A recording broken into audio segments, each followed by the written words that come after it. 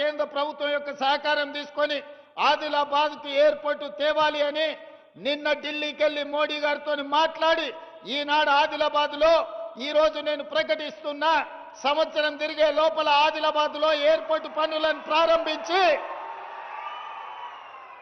ఎర్ర బస్సు రావడమే కష్టం అనుకున్న ఆదిలాబాద్లో ఎయిర్ బస్సును దించి ఇక్కడ అభివృద్ధికి పునాదులు వేసి ఇక్కడ పరిశ్రమలను తీసుకొచ్చే బాధ్యత మన ప్రభుత్వం తీసుకుంటుంది.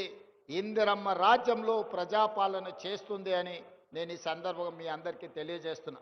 మిత్రులారా, నేను పిసిసి అధ్యక్షుడిగా బాధ్యత తీసుకున్న తర్వాత 4-5 రోజుల్లోనే మొట్టమొదటి పర్యటనకు వచ్చింది ఆదిలాబాదు జిల్లా నిర్మల్ నియోజకవర్గానికి వచ్చిన నేను మొదటి కార్యక్రమాన్ని ఆదిలాబాద్ నుంచే ప్రారంభించిన. మొదటి బహిరంగ సభ